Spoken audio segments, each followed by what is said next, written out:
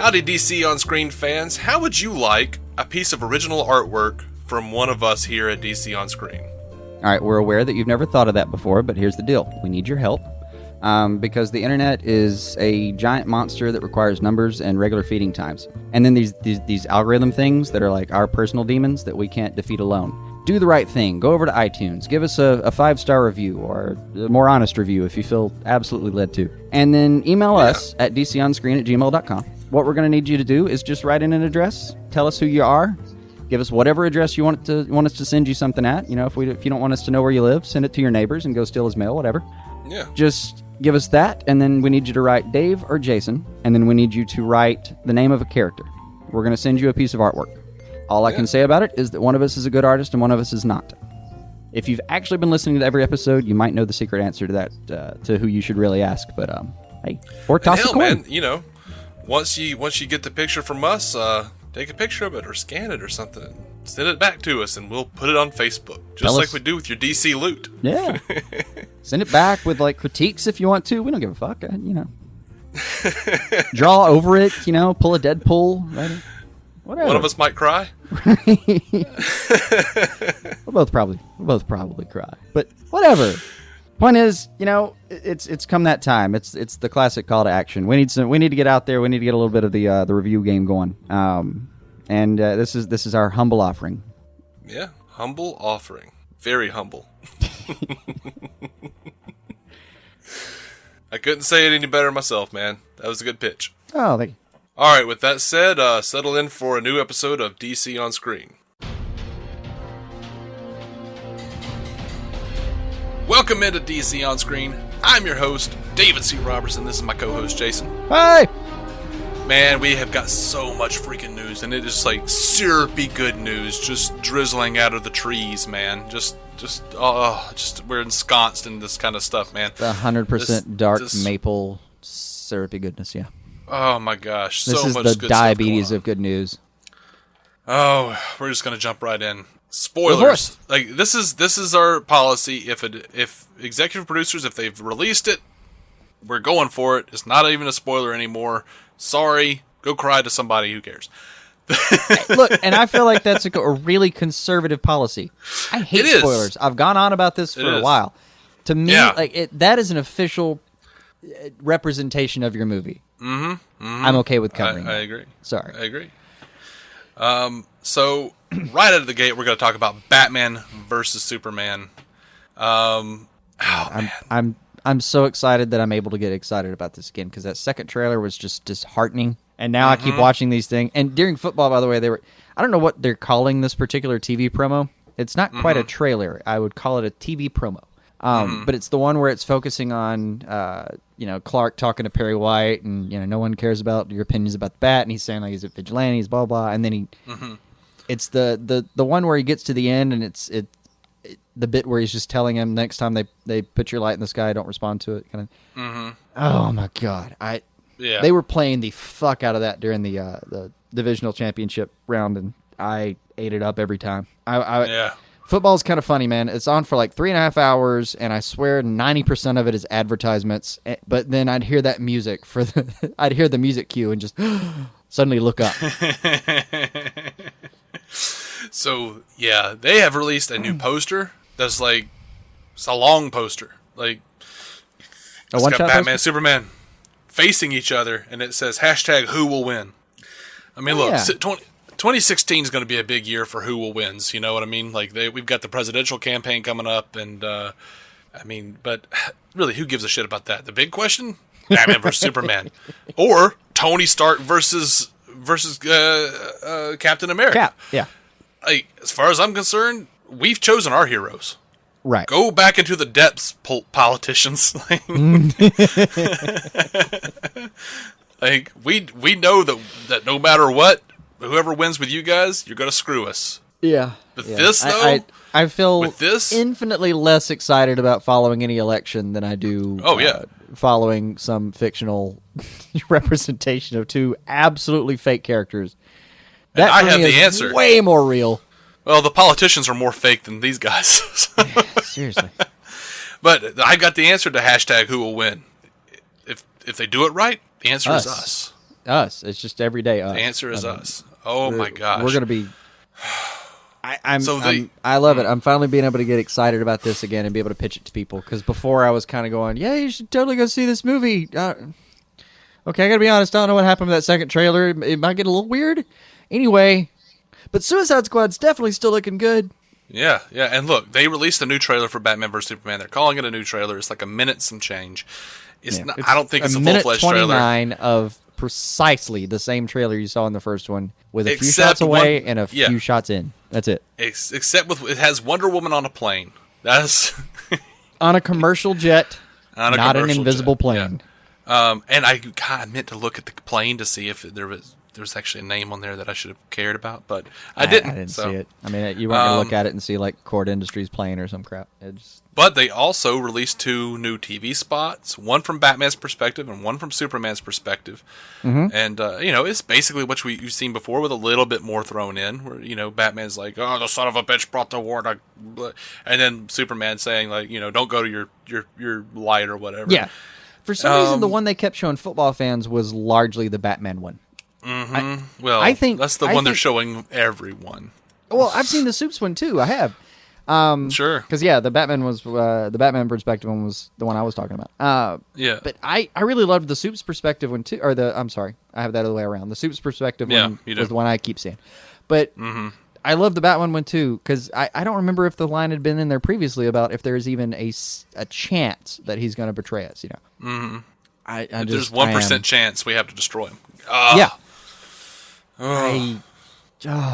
Please now. Please show me this movie now. So, I tried to structure this news episode so we get like a big thing, then a small thing. Here's one of the small things. Zack Snyder wants fans to use Batman and Superman emojis on Twitter to symbolize our allegiance. In a word, no. In several other words, absolutely not. Right. That's only one other word. All right, so several other words, not on your fucking life. Zack put out a video. He was like, "It's time to choose sides." Come on, man. They tried that shit in like 2000 with Underworld. It didn't work as a campaign then. All we cared about was whether it was a good movie. Which, by the way, it did work. It did work with Twilight though. Team Jacob, Team Edward. It works. Depending, Lauren Cohen, I guess is how you say her name, has been added as Martha Wayne. She's from The Walking Dead. By the way, the guy playing Thomas Wayne, also from The Walking Dead. So, wait, what? Yeah, they've added Laura Cohen from The Walking Dead as Martha Wayne. The guy playing Thomas Wayne, though? Yeah, he's from The Walking Dead as well. He was a comedian. Thomas Wayne was the comedian. I didn't know he was from The Walking Dead at all. That's what I keep seeing. The last couple seasons. I don't watch The Walking Dead. I don't know. That's what everybody's saying, though. I'm a couple seasons behind, so that's on me. Eddie Blake. Mm-hmm. What have you been up to there, Eddie Blake? Who? And this is again like I actually know him as Denny. And sorry. Oh no, that's not his real name. That's fucking Eddie Blake, the comedian. Damn it! Show me real things, internet. You tight. It was Jeffrey Dean Morgan. Bastard. Yes, there you go. Yeah, he is. He's in The Walking Dead for like one episode, and he's from The Walking Dead. That's what they're saying. Just because people. They're like, oh, he's going to be out there with Lauren Cohen because they're both from The Walking Dead. Okay. He's been on. I thought he was a main cast member. I don't know. I thought he was a main cast member. I don't know. I don't watch. Oh my God. Oh my. All right. say that again. I don't know anything about it. I don't watch The Walking Dead, so I just kept seeing all over the place they were saying it. Apparently, he did a TV miniseries called The Secret Life of Marilyn Monroe, where he played Joe DiMaggio. I would be all up into that. Okay. Gonna turn off IMDb because that's distracting as all hell. Go ahead. Yes. So DC, in partnership with Dr. Pepper, have made a prequel comic to Batman v Superman available with the Blipper app. It is a comic giveaway. It comes out in chapters, I guess, online or through this app for people who buy 20-ounce Dr. Pepper drinks. I don't know how exactly it works. The books are by Christos Gage and Joe Bennett. They're going to do like a Batman chapter, a Superman chapter. All the main characters from the movie are going to have their own chapters, and I've seen snippets of it. I really couldn't, because it was like the way it was cut up, I couldn't really make too much out of it. But it's out there for you guys. I'm probably just going to wait for that one to all come together so I don't have to go buy a bunch of Dr. Peppers that I'm not actually going to drink. Yeah, I like Dr. Pepper, but not that much. I like it just fine. I just don't drink it often at all. Like, just once in a very long while. Yeah. Zack Snyder is talking about Doomsday and Luthor. He was talking to Empire Magazine. Mm-hmm. And he says, to go up against heroes like Batman and Superman, we wanted to introduce one of the DC Universe's most iconic and powerful villains.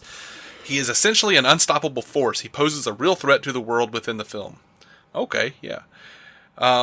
You learn pretty early on that Lex is interested in metahuman existence and that there might be some relationship between that investigation and the appearance of Diana Prince as well. So, hey, whatever. That sounds cool. Oh, that'd be a nice take if, like, this whole, like, Bat of Gotham, whatever, all that crap. If the whole idea was just to draw Wonder Woman out. Yeah. That'd be kind of fun. That's kind of cool. Now, speaking of Empire Magazine, though, like they put out a bunch of new pictures, like Wonder Woman using her bracelets and whatnot, new pictures of Batman and Superman. The one that I care about, though, they put out a picture of like the same nightmare sequence that we've talked about with Batman, the one that purportedly had parademons. There's a gigantic Omega symbol. See, that just has to fucking matter. Let me put it this way: if it doesn't matter, fuck you, man. Yeah. So you're telling me in the same nightmare sequence that we're going to get parademons, things that might not be parademons, but look like a lot like parademons, and also a giant... There's an Omega symbol. Can we just go ahead and say those are fucking parademons? Right. Like, they've got to be. I mean, I will say, they're doing a great job. Like, I'm kind of like, spoilers, and then like, no, they put it out, and you know what? It's actually just hyping me so much. Like, I hadn't wanted to see this movie so much now. I still don't think you're going to see Darkseid in this film. Oh, probably not. No, probably not. Maybe as a stinger. No. As a stinger, I'd be perfectly happy with that. I mean, that would have been like Avengers 1 style when the head turned and it was Thanos. Like let's just do that again. It's a good trick. It's perfectly the way to do it. You can do the same fucking shot if you want to. So I guess we should probably just like talk about the elephant in the room. Suicide Squad. Holy shit. Yeah, that one looked great. Couple of bits real quick. They have released a whole bunch of new Suicide Squad posters. Individual ones for all of the characters where they have like skull heads. And they're really like almost like the minimalist art trend that's going around recently, last couple of years. Their skulls, they're made up like the individual characters, and then there's one with all the skulls. And then there's a new poster that's everyone actually there on the poster, but they're making up a skull face. That's fine. David Ayer says Leto's Joker will make the hair stand up on the back of your neck. Okay. They've told me enough about that. But the new Suicide Squad trailer that they released on this Dawn of the Justice League, let's talk about that shit, because that was freaking phenomenal. If you haven't seen that, you need to go and look up Suicide Squad trailer 2, like, right the hell now. Oh, yeah. By the way, much easier to pick out the song on this one. We're not talking about any kind of Gibb bullshit here. This is full-on Mercury, man. This is Freddy. Who I think would have been proud of the movie. Dude, okay. My big question, like, we've got a lot of, like, I really have enjoyed every piece of this so far. Like, from Captain Boomerang popping his little energy drink, in the middle of the fight with the music, and using Bohemian Rhapsody is genius anyway. But yeah, Margot Robbie, whatever her name is, she doesn't have quite the Harley Quinn voice, but I don't give a shit. She looks phenomenal. When she actually talked and it wasn't that voice for a second, I thought I felt betrayed, and then I kind of thought, no, man, fuck it. No, that's Sorkin's voice. She's got that. Let's let her do this thing. Yeah, I mean, she's pretty much had the same voice everywhere, and she kind of has it, like in parts, like but it's just not so pronounced. It's not so cartoonish, which I'm gonna have to be okay with. It's barely even an accent. She's just got I don't know. She's just got more of a demeanor than she does a voice. It's not a voice actor's role either. Like, you're being asked to actually portray this character. Fucking do it. Yeah. Dude, I even felt for Will Smith's if you went through that whole trailer and just paused it somewhere, I'd clap. No, if you just showed me just any single frame, I'm like, yep, hell yeah, let's do that. Dude, we got like freaking missiles coming out of a helicopter. We got a downed plane. Oh man, I don't even know. And then the Deadshot scene where it's just shells falling below him. Mm-hmm. Yes, that's dude, even when the guards, when the Argus guards like just held him down and started beating him in the gut, man. Like, oh shit. So much good stuff in this trailer, though. Like, we got to see the Soul Sword, man. The Soul Sword. Oh, yeah. And it does exactly what the hell it's purported to do. Enchantress, like the CGI shit going on with Enchantress. Like, yeah, you're a witch. God, it's so amazing. Sometimes. You know what? I'm even like, I'm already, like, now it's like, it's just happened now. I don't know when it exactly happened. Maybe with this trailer. I'm officially on board with Jared Leto. Like, yes, give me the tats, give me the grill, give me the whole thing. I was good. And the grill's actually pretty distracting when he's, like, Tommy gunning, whatever that was. And he's even in, like, this kind of roaring 20s kind of garb, even. Yeah, and that shot, by the way, is... I would say almost directly lifted right out of Batman the Animated Series. Like, I know I have seen that shot. Yeah. I feel distinctly like I have. Like him waking up encircled with knives, that was... It's one of those shots where you kind of think, well, I've seen that before, but his laugh did it for me. I don't care if I've seen that shot before. I'm good. I haven't seen that shit before. I haven't seen him laying in perfectly arranged knives. I haven't seen him with that shot before. I've seen the shot before. And actually, that has some precedent. I forget which one it was. I think it was, I want to say it was Dahmer, that his parents told you're talking about... Okay, you're talking about actually humans who have done that. Like I think it was Dahmer. I don't know. I'm rusty on all that crap I used to be fascinated with, but like I think it was him that his parents kind of described later that on at least a couple of occasions they would wake up from like a nap, like they would be taking a Sunday afternoon, kind of fall asleep on the couch or fall asleep on the floor or whatever, and wake up and all of the kitchen knives have been spread around them, pointing their way. It's just an inestimably disturbing moment, I assume. Yeah. But between that and, dude, the shot that completely sells me. Like, I like the way he's I don't even know. I couldn't tell who it was he's explaining that I'm really, he's going to show him all of his toys. Yes. But the shot where he kind of falls into the... Is that the acid bath? Is that the... Are we in Ace Chemicals? Is that what's happening? I guess, because like a few minutes later you see him like pulling Harley up, and it looks like she's got like some kind of a mask over her face or something. I don't know.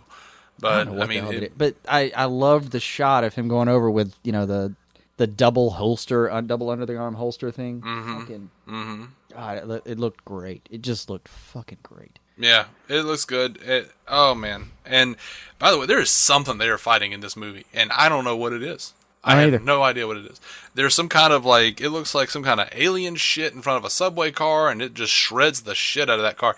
And then there's, like, some kind of, like, alien tendril-looking shit, like, going toward the subway car at a different shot. And then at some point, like, we have something that looks like the thing from Man of Steel that he was fighting in Man of Steel, like the Kryptonian shape-shifting technology.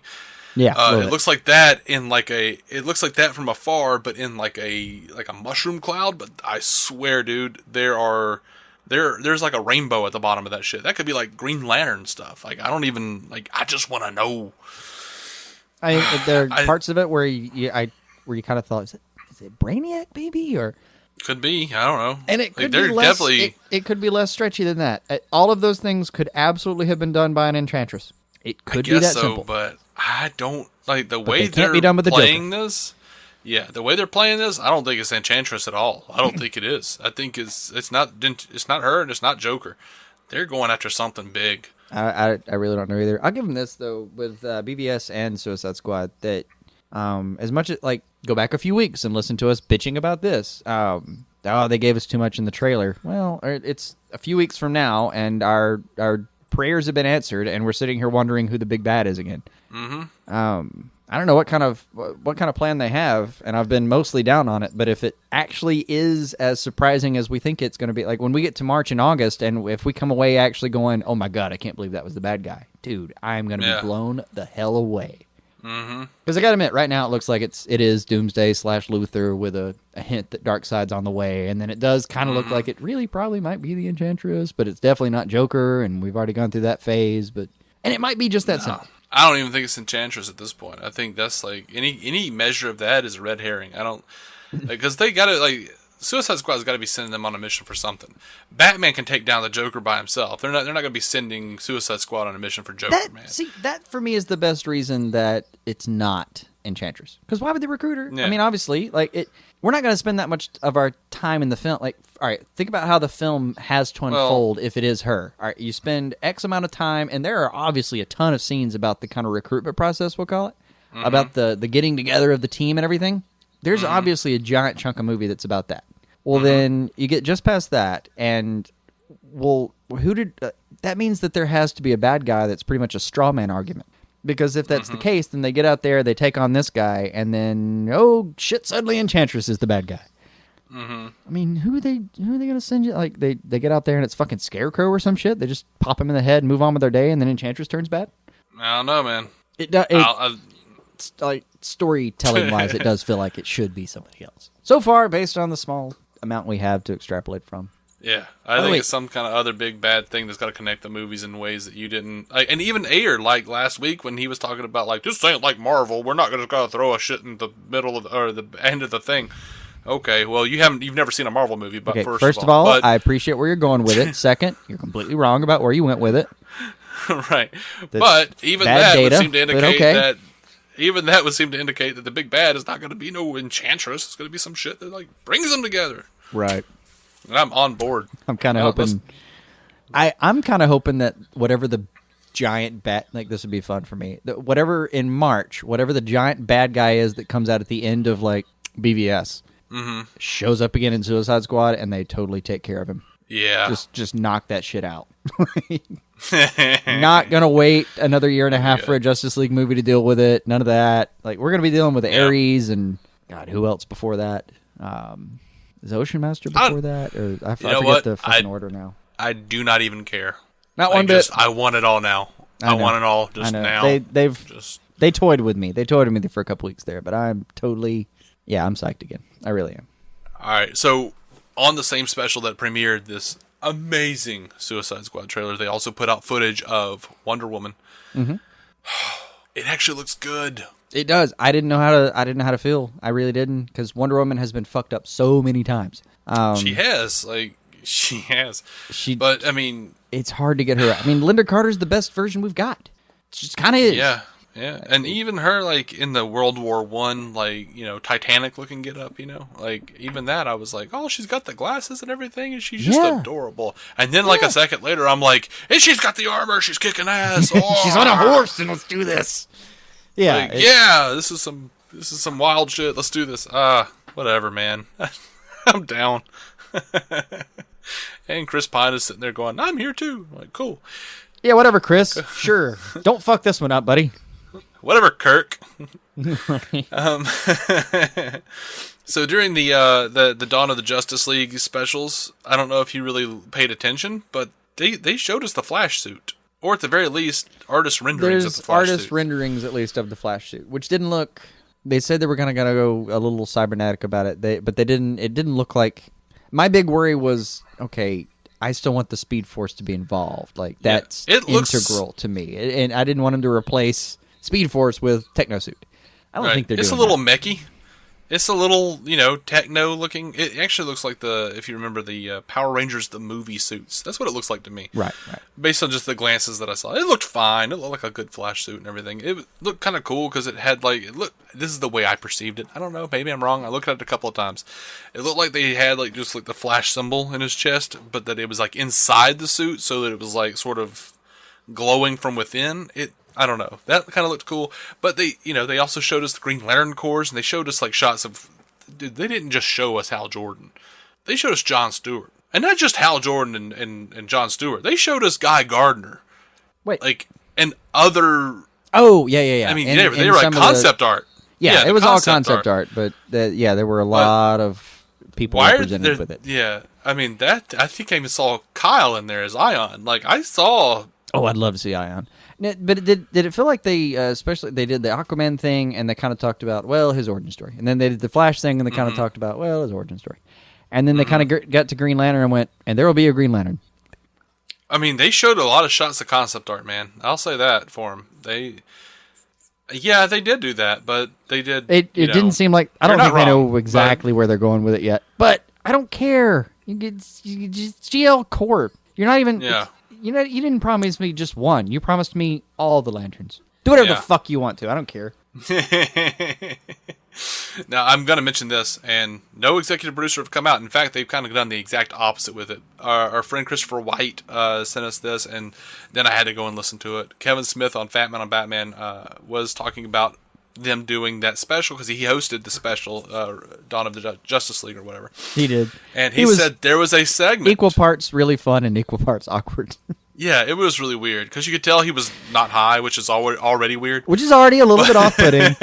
But he kind of, like, you could tell he was, like they were giving him the segments, and he was told to, like, pretend he was hearing it for the first time, I guess. And like, dude, you're on top of it. Like, you knew all of this months ago. Yeah. Anyone who actually, follows Kevin Smith to any degree knows that he already knows all this shit. He knew all that shit. I mean, I would bet my next paycheck that him and Jeff Johns have each other, and they're each other's cell phones. They have a text history, Yeah. But he was saying on his show, he wasn't even sure how much he was supposed to talk about it. This is how weird it is, and they cut it from the show. But apparently there was a segment where, like, Ezra Miller had like a bit where Ezra Miller's talking about the multiverse, and Kevin's like, "Are you guys gonna do that? Like, that would be awesome. You should do that, or you got to do the multiverse." And Jeff Johns went in a way that made Kevin feel like the door was left open for that. Yeah, but that's not honestly breaking news for me. Like, I feel like that's not. That's exactly what we thought was on the table. Maybe it's not, and we'll see. In my mind, they're building up to DARKSEID already. Yeah. They have no Infinity War. They can throw in a couple of things. They can do some shit. They really could. They could do some Source Wall shit. They could have some, like, Battle of the New Gods, some bullshit like that. Or they can go multiverse. Well, all right, you're right. Within Kevin Smith is right. That is totally... You've got to get to Source Wall. You've got to get to Anti-Life. There's stuff you have to get to.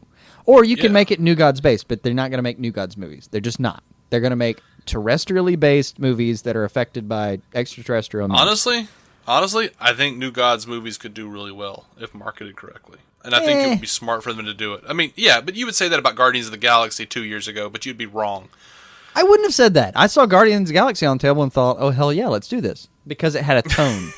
It had the kind of tone that I thought might do well in a movie. The New Gods stuff has this perfunctory, artificial bullshit going on most of the time. No. New Gods is Lord of the Rings meets space. New Gods, just because you don't care for New Gods doesn't mean that it has been around for this long, because it's a solid it's a solid franchise. I mean, I think it's got a lot to play with. Let me put it this way: there's a ton of purchase to it. Like, I have stories. I have stories that I would love to tell personally. Like, if they ever gave me the reins, I'd be like, oh, let's try this, and this. And yeah, some of them involve New Gods. It just does. It's inevitable. And you know what New Gods actually feels like to me? Asgard. Oh yeah, absolutely. So I mean, yeah. It's just that I don't care for some of the characters, but it's not. I'll drink that. It's not outwritten to me. It's just you kind of couldn't. If you're going to stay within one storyline, there's so much you can do, and we like we said, source code, source wall, and all that stuff.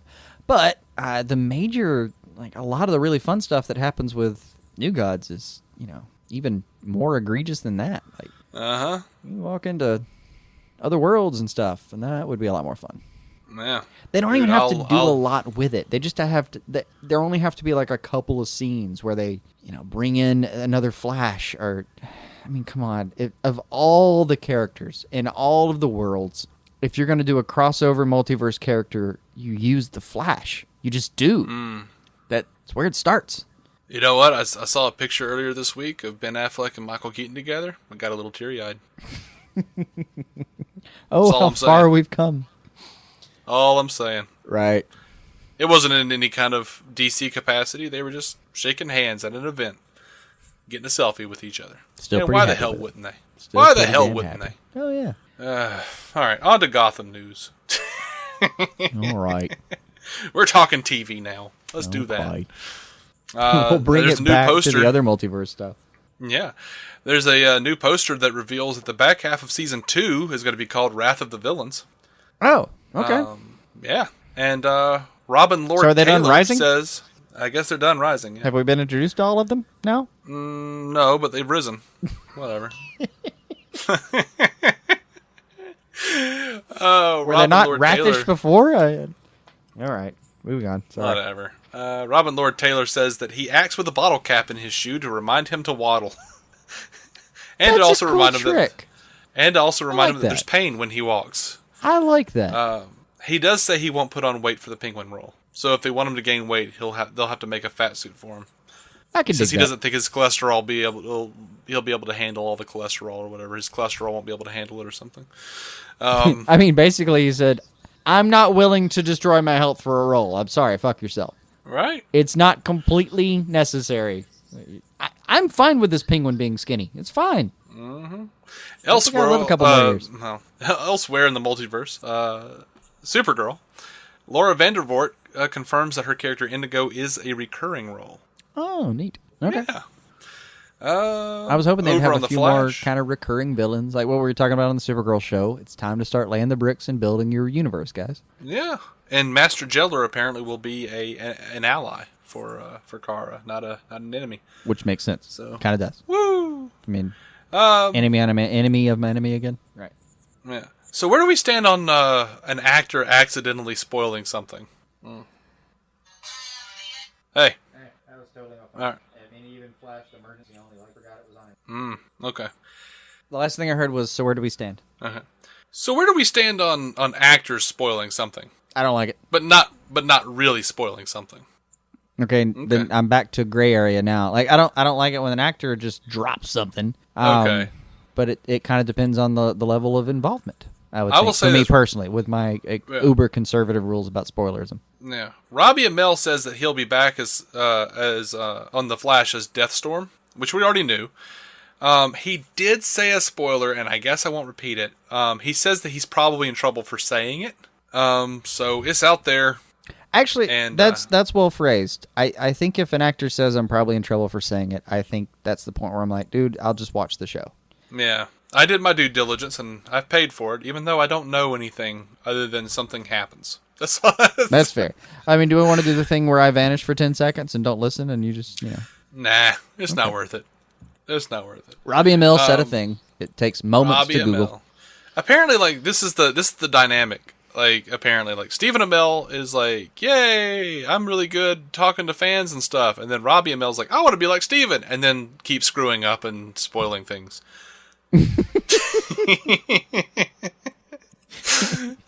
He's just like Steve. He's like Steven, just with slightly less discretion now, apparently. Right. So, like, he gets all excited, and they get excited for him because he, can go rally the fans, and then he says something like, oh, Robbie, no, back in your cage, Robbie. Back in your cage. Okay. So I already said some of this news on the Arrow. Actually, two things. But, shoot. Yeah, Stephen Amell wants more Deathstroke on the show. Colin Donnell wants to come back. We've already talked about that. He wants to come back as Tommy Merlin. He wants to be a bad guy now. Mm-hmm. They have released a new promo picture of Megalyn Ichkunawok, or whatever her name is, for Vixen.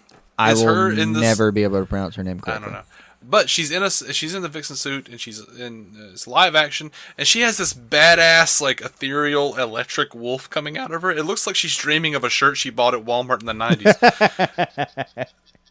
And yet somehow actually cool. Yeah, but she'll appear on the episode Taken, the February 24th episode of Arrow. Good. She looks great. And dude, it's the one official shot we have of her character so far, and I took one look at that, and my fucking jaw dropped. And I was just, God, she looks like fucking Vixen. It's amazing. Yeah, and you know what? They towed that line, that very terrifying line, but they made her look very attractive. Like, she's hot. Oh, she's really hot. Very attractive person. Her uniform is not like Vixen's in the comics, so it's practical as well. Yeah, so it has a front. Right. It's not just some, it has a front. It's not some crazy sexist thing. Like, I saw it all over the internet. People are like, her uniform is practical. They're like, yeah, that's good job, guys. Good job. Because you can't J-Lo it up while you're fucking fighting crime. I mean, you could. Whatever. But I would be kind of okay with most of the guys doing that too. Like, especially Stephen Amell. I'm like, yeah, take off those arms. Let's see those guns while you're firing those arrows. Oh, you've been shot. That's what the armor was for. Oh, well, we're good here. He's got a Constantine spell. Whatever. Yeah. So there was a Heroes and Villains Fan Fest in New Jersey. It was almost snowed out, but they decided to keep going with it. They did it, and Stephen Amell and John Barrowman were there, and Katie Cassidy were there. Like, oh, these are good folks. Like, they went and did the thing anyway, even though it was a terrible, terrible thing with a bad snowstorm. Yeah. They have a couple of videos up. Snowstorms at this point in certain areas of the country have canceled hockey games. Uh-huh. Do you know how hard that is to do? Yep. But even so, Stephen Amell and John Barrowman Canadian level bastard, you are trying. They have a video of them trying to get a car out of the snow that was stuck, and then there's a video of them at the Heroes and Villains Fan Fest. Stephen and John Barrowman singing. Singing some song. I don't remember what it's called. I had it written here and now it's gone.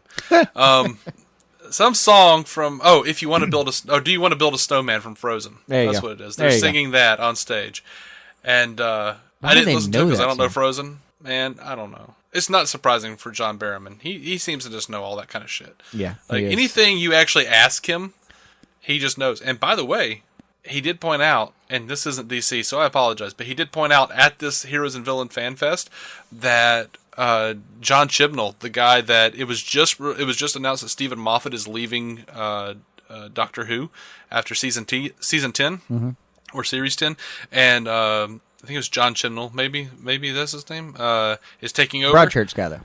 Yeah, the Broadchurch guy, and he's also written Captain Jack a fair amount, and John Barrowman was like, yeah, he's taken over Doctor Who. I'm just saying. He's written a lot of Jack Harkness. I'm just saying.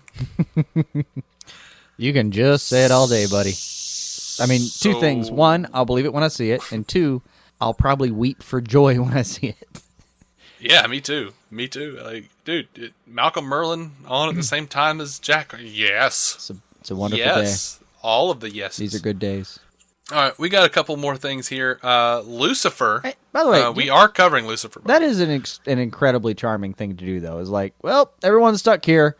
Let's go sing a couple songs. Fuck it. It is. I really, man, those guys they're crowd pleasers, dude. Mm-hmm. I'm done interrupting you. I apologize. It's okay. So over on Lucifer, Tom Ellis, the guy playing Lucifer, said, we are taking something from a very different medium and trying to use it to make something else. We're taking elements of relationships and things like that, but it's very much its own being. We're not trying to be like the show, be like the comic, essentially is what he's saying. He says, there is an overall serialized element to the show. It's constantly moving. There's never a fixed arrangement within the show. I'm sure there will be some people very unhappy about that, but I'm sure if people watch it for what it is, then they will soon forget. They won't, but it's okay, buddy. Mm-hmm. We're gonna watch you. We're gonna judge you on your own merits. And I'm not familiar enough with Lucifer that I'm not. I've seen some of it. I've gotten to read some of it, but there's not enough time in the world. So yeah, I mean, I feel bad for that because I am a gaming fan, but oh yeah. Same time, but I've got sent the entire Sandman thing. I've got it sitting. I have it right here. I can read it right now. Haven't gotten around to it. Just have it again. Time. You know what? There is definitely something to be said for the show, just because Neil Gaiman is apparently in its corner.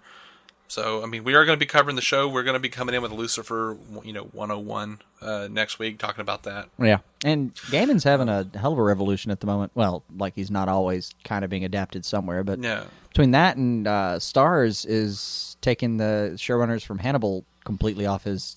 They basically abandoned Hannibal so they could do American Gods on Starz. Mm-hmm. And I don't blame them one fucking bit. It's a great book. I mean, this kind of the way it is.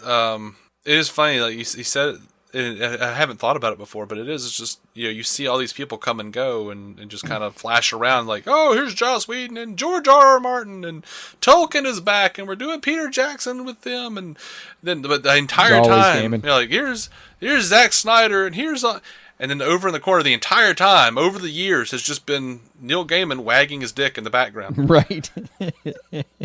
Like, he's just over. They're like, but look what I've got. And, a sizable portion of the population is going, like, that is nice. Right. I find you completely unobjectionable and mostly interesting. Yay. Come on television. All right, we got some listener feedback. Christopher White sent us some awesome photos of some journals his wife gave him, and we're going to put those up on the Facebook page.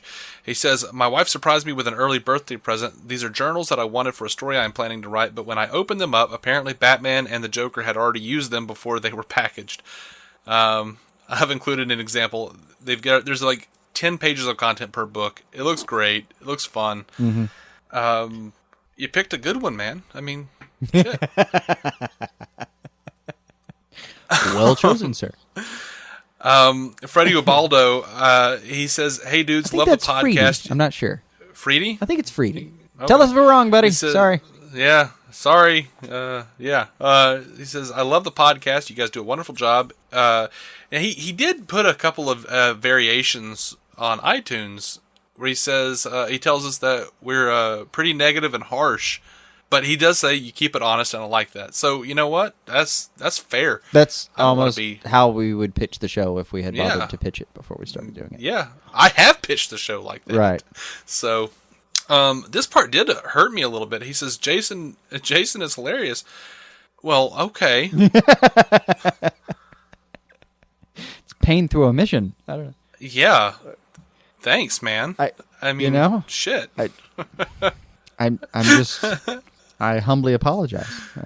He says, I've listened to every episode, usually when I'm working. Sometimes my coworkers think I'm nuts because I start laughing out of nowhere. We all do that, dude. That's how podcasts work for me, man. Yeah, that's kind of... And, it's weird because I do the same thing. And people are just like, what are you laughing at? I'm like, it's a podcast. And I used to be like What? I don't know what a podcast is. We had certain, growing up in school, there were certain classes where, I mean, obviously, like, electronics were not allowed at school. Yeah, fuck that shit. Are you kidding me? Right. And back in the day, I'd have, like, an actual CD player and headphones, and I'd get into the elective classes, essentially, where you could actually whip that out and nobody cared. And, I would just be that guy over in a corner, like, drawing in a book, and, well, not drawing. I mean, I'm doing homework because I always objected to the idea that there was homework. Just annoyed the crap out of me. Like, I would go through extra effort to do it before I left school, just so I wouldn't have homework. But I'm over here, like, scrapping up, or more likely, like, writing an essay that's due the next period. And the whole time, I'm this idiot in the corner that's just laughing out loud every now and then, because I would go buy comedy CDs in particular and bring them to school. And I'm bringing, like, Bill Hicks CDs to middle school. Like, that would have been fucking expelled probably if they had actually bothered to listen to any of it.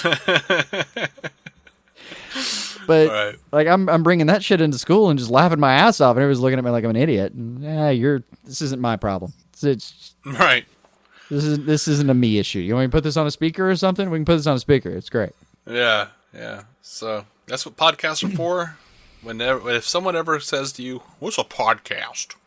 Just say it's a thing to privately enjoy while others mock you. Yeah. It's like it's an exclusive thing. No, I'm just kidding. Don't say that. Tell them this is a podcast. It is amazing, and then show them ours. You should listen to this one. Yeah, you should listen to this one. Apparently, like I listen to a lot of podcasting podcasts, like people talking about the art of podcasting. Apparently, a lot of them, like there is a big discussion, a big conversation happening now that maybe we should change it to something other than podcast because no one understands what the hell that means. Yeah, you have to kind of remember for like 7 or 8 years. The word pod was ever there. Yeah, and because iPods are pretty much gone, aren't they? I mean, but is it just mostly phones like now? Phone casting. Well, I've not heard anyone actually give a good name for it, but they're just like internet radio. No, because there's internet radio. Yeah, and there's proper internet radio that's a constantly mostly. But it's a constant, and largely because they can't afford the really, really great songs. Yeah, which is really good if you're into. I mean, I know a couple of indie stations in particular that are great because I can go on there and listen to a couple albums of just obscure shit that I shouldn't even know about and find out about it and go, oh my god, this is great. Find some album on a backwater somewhere and finally, enjoy my music. But that term's kind of already being used, is my point. Mm-hmm. Mm-hmm. I don't know what I would suggest. I mean, take pods out of, like, what do we do now? It's like Comcasting. See, that would just remind people of Comcast, which would be a poor choice. Communicanizing. Simply casting? Wordcasting. I don't know. Wordcasting? Wordcasting. Well, some podcasts aren't words. Sometimes they're just in, audio. Morse code. I don't really know. They're not Morse code. I don't know any that are in Morse code, and I'm not going to be the first to do it. I don't either, but audio serps. Just call it amateur radio. That is essentially what it is. Yeah. I mean, there are lots of really. I mean, I think podcasts are just here to stay. I really do. I think it's just going to have to be one of those things where people are going to have to freaking learn what it is. Yeah. Honestly, you have to imagine. If I could pick a term, I'm right now. I might just pick the words "new radio." Just call it "new radio." Like NU radio. No, for God's sake. Plenty of room for punnery in the innards of this thing. Just let the thing sit on its face, though, for what it is. But yeah, it is. It's it's replacing radio. It is. I mean, you're on a radio show like every week, and it's just I am. It's just a very underpaid for the most part, and it's almost like a badge of honor at this point to have worked on a radio station because you're not getting anything. There are no benefits. There just aren't. You're getting basically your paycheck, and that's all they can muster. Yeah. I just caught up on Maron. Yeah. And as, anyone who knows what a podcast knows, Mark Maron has, one of the top podcasts. Yeah, he's one of the big dogs. And on his show, he actually has, there's a whole episode where, this radio station is trying to get him, this, radio conglomerate is trying to get him to do a show with him. And he winds up starting to listen to radio because he's like, radio's dead, man, blah, blah, blah. And then he starts listening to some radio and here's this guy doing all these these call-ins, and they're playing it like it's real call-ins, but he goes and checks them out, and he knows the guy, and they're talking and stuff, and it becomes this whole radio versus podcasting conversation in the episode. It's a really good episode. It's really interesting, but just hearing, it's almost just became we're not going to do the situational comedy like we normally do on this episode. We're just going to do a conversation about where podcasting is going and where radio is going. And there was a great bit where because this guy gets fired, the guy he goes to see, and he's like, okay, well, we're going to go and me and you are going to be on this show together. That's what we're going to do. We're going to go to this huge corporate radio entity. And it turns out that the guy who wanted to hire Maron was the guy who fired the dude from a previous job, and it was a whole big thing where the guy's wife had cancer. It was a whole thing. So the dude just he already knows it's him, decides to deck him, and they take him out with the cops. And the guy's like, "Your career's dead." And he's like, "So is yours. You're in radio." That's great. Yeah. I don't know. Yeah, but yeah, it's I mean, obviously, there are no mysteries where Maron's sympathies lie in the argument. No, radio and newspaper and radio in particular, they seem like they're on the same path right now. Hell, wasn't it? Was it a couple months ago, or maybe I'm behind on this news? But recently, I think Playboy stopped actually publishing magazines. No, they still publish the magazines. It's just they're not. It's more of a Maxim situation now. There's no more nudity in the magazine because they need to compete. And so they're going to take that's how that's going to work. The internet has porn. If they take the porn out of Playboy, they can put Playboy on the shelf, and more people can see it. Oh, fair enough. Well played, Bernardin. Well played. Why well played, Bernardin? I believe he's an editor right now at Playboy. No, he's not. Is he not? Left. Did he leave? Oh, I missed that. Yeah, Mark Bernardin. Yeah, Mark Bernardin left Playboy. Oh, I missed that bit. Oh well. Yeah. Still, good adjustment. Good adjustment on their part. I mean, they're absolutely right. You can find I can't get to my email without seeing internet porn somewhere. It's just it's you have to wade through it to get to the actual internet you were trying to get to. I have to wonder where you have your email set up. Well, it depends on where I left it. But for real, like, getting to this is the benefit, and if you're already listening to our news recaps, then maybe this benefit is lost on you. But the benefit of listening to us recap the news is that you don't have to wade through all the fucking pop-ups. Now, if you've already been looking at this stuff too, I mean, I'm sorry you went through that, and I really am, because every time I go to any of the even the good sites, even like I like was it like Ain't It Cool, Screen Rant, I like these sites, and there's still so much to get through, and every now and then you really will get that banner where like all the best intentions that were, it doesn't matter. You can be sitting there just trying to look up a little news about Batman, nothing untoward about it. And suddenly down the side of your bar, there's just somebody blowing somebody. It'll happen. It will happen. Or those little is it Taboola? I think is the name of the company that does the ads at the bottom of like a lot of major sites these days. Where apparently their marketing campaign is a combination of clickbait and over-exaggerated body parts. Right. I always just see like the Photoshop like booty and boob thing, or like you'll never believe the 7 things that she does to do the thing. That's too well phrased. Normally it's like you'll never believe this side boobs stuffs. And there's like a little red circle somewhere in the picture. Right. And then like next to that is like a picture of a fish with a parasite, like a big gigantic yellow worm in its mouth, and it's like, what are they finding in things? Every once in a very long while, I'll see one of their stupid little fucking ads at the bottom, and it'll be from something. It'll be a clip of something that I actually do know what's going. Where I actually do know that story. It's just, And sure enough, you'll look at it and be like, that's traditional clickbait. You grabbed the single most provocative image / headline you could think of, and wasted all of the internet's time in your they're the devil. They are truly the devil. They are a mental quicksand. So thank you for listening to this news episode, which I'm sure didn't have any kind of jazzed up internet-y clickbait title. Right. I've looked closely at our titles. Mostly out of, you get through all the anger of looking at all the clickbait of the stuff we have to do a news site, and then you maybe I'll hop over and check out one of our episodes or something, and look at the title. I'm like, no. This is we actually did say the thing that he says we said. It's in there. I promise. Yeah. Yep. I'll stand by it, damn it. This one weird trick will help you eat bagels.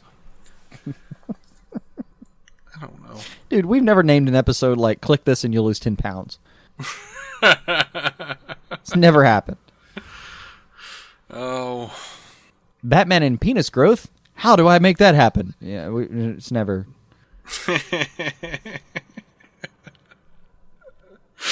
You'll never believe what Viola Davis has tattooed on her right nipple.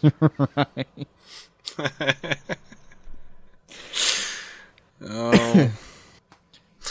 Or anyway. even the simple stuff, like, are there pictures of Margot Robbie? Is that her name? Margot Robbie naked?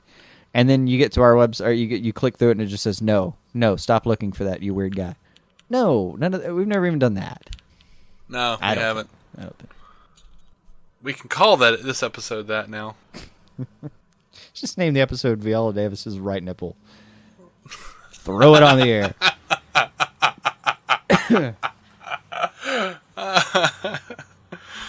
Suicide slip.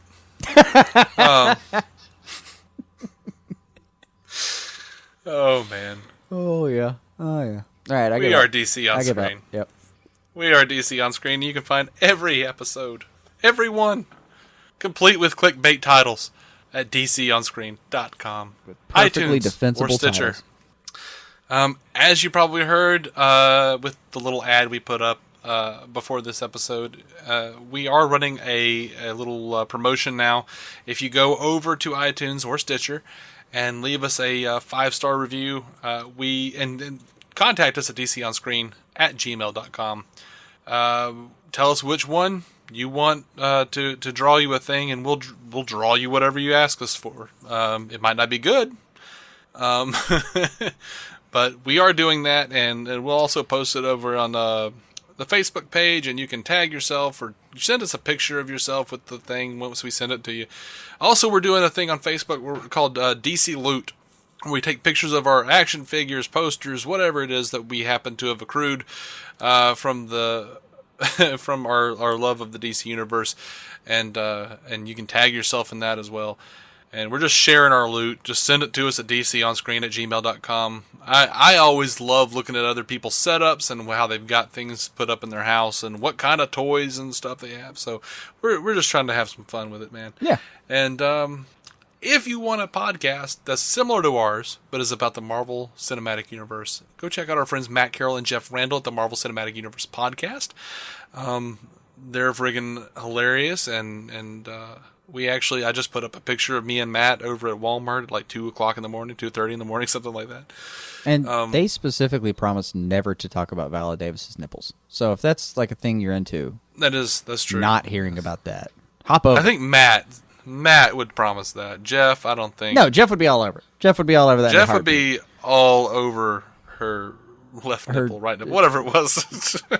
Circumlocuting a nipple. Yeah, he'd be all down. But Matt would happily swear that will not come up, and then happily cut Jeff out when he started talking about it anyway.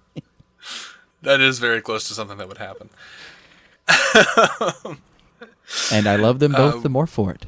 Man, we really enjoy coming and talking to you guys every week, and you guys, like, we mentioned some fan feedback and stuff, but we didn't even get into half of it because we have actual full-length conversations with folks on Facebook all the time. Scott Madison is sending us artwork of his, like our buddy Scott. Just badass, by the way. And he's badass art, and he's over at simplysyndicated.com. So, yeah, man, just come on, have a conversation with us. We love talking to you guys. And until next week, when we're talking about Supergirl and Arrow and all the same shows that we talked about this week, even plus more Lucifer, than we were this time. Because we don't value our own existence anymore. We live for that. At this point, DC on Screen is the anti-life equation. That's you know why they actually why they call it a podcast is because people who run podcasts become pods. I am Pod 37248. I'm 37428B. That's right. You're a co-host. You don't even get your own number.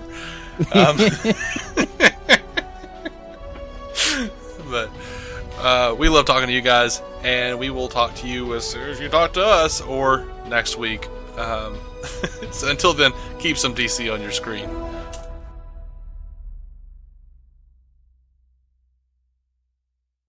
Lucky Land Casino, asking people, what's the weirdest place you've gotten lucky? Lucky? In line at the deli, I guess? Aha, in my dentist's office. More than once, actually. Do I have to say? Yes, you do. In the car before my kids' PTA meeting. Really? Yes. Excuse me, what's the weirdest place you've gotten lucky? I never win and tell. Well, there you have it. You can get lucky anywhere, playing at LuckyLandSlots.com. Play for free right now. Are you feeling lucky? No purchase necessary. Void where prohibited by law. 18+. Terms and conditions apply. See website for details.